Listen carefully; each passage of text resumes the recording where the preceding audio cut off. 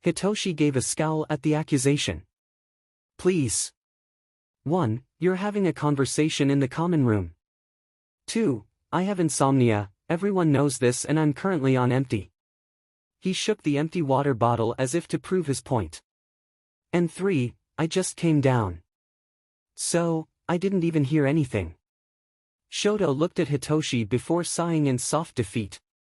I apologize then, he then scratched at the back of his neck with his index finger. Hitoshi grunted in acknowledgement. Whatever. He grumbled before retreating into the kitchen to fill up his water bottle. It's not your fault Izuku is stuck in one place 90% of the time. He told Shoto. Yeah. Shoto looked back at Izuku, who was now resting lazily on the gravel. Trust me, I'd rather talk to him in private about some of the things I go through. Hitoshi gave another grunt. The two fell into an uncomfortable silence as Hitoshi capped off his water bottle. Well, this has been fun, but I should at least try and get some sleep. Hitoshi mumbled, and in the dim nightlight that was on the kitchen counter Shoto could make out just how awful Hitoshi's eye bags have gotten. It's gotten this bad? Shoto asked in concern. Yeah. Hitoshi rubbed his itchy eyes and swallowed harshly. It has. I nearly broke down crying earlier. I just want to sleep, you know. Have you asked Izuku? You know lullaby will knock you out and give you the sleep you need. Shoto whispered. Hitoshi pulled a bit of a face as he thought about it. It's tempting. But I can't just use him whenever I need to sleep. He told Shoto as he gave his eyes another rub. Don't forget he was used for that quirk of his. Fair, just answer me this before you turn the idea down again. When was the last time you slept? Hitoshi paused and thought about it honestly. Last Saturday. He took a moment before nodding. Yeah, last Saturday. Shoto shook his head. I think you should ask Izuku. You know it can't be healthy staying up for 7 days. Yeah, I know it's not healthy, Hitoshi grumbled as he was suddenly being led out of the kitchen by Shoto. Ha! Oh dash, next thing he knew he was in front of Izuku's tank. Izuku looked at him and then looking back at Shoto. I know of your past with Jackson. But Hitoshi has been awake for 7 days straight. Do you think you could use lullaby to help him? Shoto asked for Hitoshi. Which was fine by Hitoshi. Is it okay with him? Izuku asked Shoto. I don't want a repeat of last time. It's fine. Hitoshi mumbled, then he realized he heard Izuku for himself despite the fact that Shoto had the scale. He was sure there was a logical explanation to this, but his brain was tired and he just couldn't think properly. He rubbed at his face again and gave his head a shake. I just need some sleep, please. I know your trauma with people asking you to sing for them. It's okay. I just want to help and, no offense, but you look miserable. Can't take offense to the truth. Todoroki, can you hold him? I feel like he's going to instantly fall asleep like last time. Shoto nodded at the request. Let me just make this easy. Whoa! Hitoshi gasped when he was suddenly picked up in a princess carry. He just couldn't even find an argument. He knew one was there, but his mind was blank. Izuku smiled and backed up. He shut his eyes and clasped his hands together. Izuku seemed to be prepping himself up for a moment before he finally opened his mouth and started to sing/hum. On the second note, Hitoshi was out like a light. His eyes rolled into the back of his head and he went limp. His breath turned even and steady within seconds. Wow! Shoto whispered, almost seeming awestruck as he looked at Hitoshi's sleeping form in his arms. That's insanely effective. Izuku smiled at him. I know. It's why Jackson refused to let me go. You see, his quirk kept him awake nearly 24/7 and, like Hitoshi, he found sleep to be nearly impossible. I was a necessity to him. Every night he needed me to help him sleep. Have you ever refused? Shoto used his knee to maneuver Hitoshi's limp body onto his upper arms. Izuku's eyes turned sad as he nodded. I have. The end results were unpleasant. Izuku left it at that, and Shoto knew better than to pry, especially when Izuku started to run his fingers through his long hair. I understand. I need to get Hitoshi into his bed. He's not exactly light, you know. I understand. Good night, Todoroki. Todoroki dipped his head. Good night. Rest well. Izuku would not rest well that night. Not with the threat of Sunday looming over his head like a knife. A knife that would fall tomorrow no matter how much he wanted it to stay away from him. Izuku felt himself shake as he tried to bury himself deep into the gravel. He felt like a little kid hiding under his covers, praying that maybe by the time morning would come he wouldn't be seen. Or even holding out hope that the HPSC would have lost interest in him. He had a heartbeat, right? So, maybe he wasn't a Nomu, maybe he was just lucky and could hold all of these quirks with ease. Well, despite his deep wishes, he was awoken before anybody else in the dorms, bright and early, by HPSC representatives. Izuku couldn't even put up a struggle when their hands, those two harsh hands that always left bruises on his skin, yanked him out of his tank. One of the four representatives had their hand in his hand, yanking on his curls and making Izuku cringe at the pain for the brief moment he was out of the water. Izuku was then shoved into another tank. A much smaller tank. A too small tank. We told that teacher that we'd pick this thing up by 10 a.m. so what gives? One person, a younger woman than the rest of her co-workers, had asked. She looked cranky and slightly agitated to be up at this early hour. One of the HPSC people just shrugged. We lied. Besides, I'd rather not get bugged by that stupid teacher. When we returned this freak last, that teacher just wouldn't shut up. So, it's better this way. That same person then leaned down to look at Izuku. I see that I healed, you freak. Izuku felt his body tense as he gnashed his teeth. His tail scales flickered from green to a deep burgundy color. Come now, save some of that aggression for what we have planned for you these next 2 days. We're going to see how you fare in combat. Combat training, I don't like this. Combat training? Is that wise? The woman asked as they started to wheel Izuku away from his tank. This thing has both non-combative and combative quirks. Our job, at the moment, is to see just what he has hidden. Last week we tore into him to see his non-combative quirks, now this week we need to see what quirks he has to defend himself. I see, and just who is fighting him? Izuku did not like the smile that grew on the guy's face. Well, the guy looked at Izuku, a sadistic gleam in his eye. Surely this little fish wouldn't mind going up against a villain wanting a reduced Tartarus sentence, right? There's nowhere to go. There's nowhere to go. Izuku, panicked, smacked the glass of the enlarged tank he was in. It was really a glorified pool with him quickly being able to poke his head up and even pull himself to the edge if he wanted. He was debating it as he frantically turned towards the villain gunning for him. This villain was apparently at the USJ. A villain with a quirk like a shark. He even looked like a shark, and when he opened his mouth, it made Izuku shiver as the villain approached at an alarming rate. His great maw opened wide enough to fit at least half of Izuku's body in one bite. Help! Help! He continued to slap the glass in the dying hope that the HPSC would step in before he got bit. They did not. Nor did they step in when the second time, the third, fourth, fifth. By the sixth time this villain's teeth sunk into his skin, more specifically Izuku's tail, Izuku had enough. Yes, he has a regeneration quirk, but that doesn't mean he goes looking for pain. So, when his tail healed, Izuku fought back. Well, if you could call it fighting.